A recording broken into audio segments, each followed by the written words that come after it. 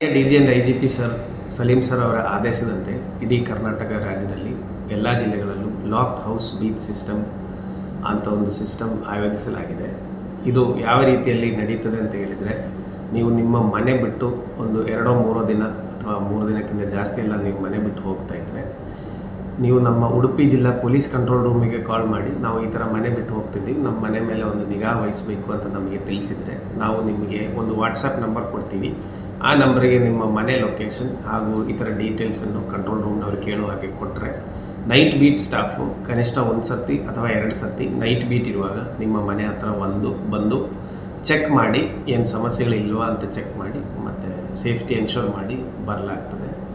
ಈ ವಿಚಾರ ಸಂಬಂಧಪಟ್ಟ ಹಾಗೆ ಆಲ್ರೆಡಿ ಉಡುಪಿ ಜಿಲ್ಲೆಯಲ್ಲೂ ನಾವು ಪ್ರಚಾರ ಕೊಟ್ಟಿದ್ದೀವಿ. ಉಡುಪಿ ಜಿಲ್ಲೆಯಲ್ಲಿರುವಂಥ ನಿವಾಸಿಗಳು ಸಹ ಈ ಫೆಸಿಲಿಟಿಯನ್ನು ಯೂಸ್ ಮಾಡ್ಬೋದು. ನಮ್ಮ ಯಾವ ಫ್ಲ್ಯಾಟ್ಗಳಿಗೆ ಮತ್ತು ಸೆಕ್ಯೂರಿಟಿ ಗಾರ್ಡ್ ಇರುವಂಥ ಬಿಲ್ಡಿಂಗ್ಗಳು ಏನಿದೆ, ಆ ಬಿಲ್ಡಿಂಗ್ಗಳಿಗೆ ನಾವು ಈ ಥರ ಸರ್ವಿಸ್ ಆಫರ್ ಮಾಡ್ತಾ ಇಲ್ಲ. ಇಂಡಿವಿಜುವಲ್ ಮನೆಗಳು ಯಾವುದೇ ಅಡಿಷ್ನಲ್ ಸೆಕ್ಯೂರಿಟಿ ಫೀಚರ್ಸ್ ಇಲ್ಲದೆ ಇರುವಂಥ ಮನೆಗಳಿಗೆ ನಾವು ಕೊಡ್ತಾ ಇದ್ದೀವಿ.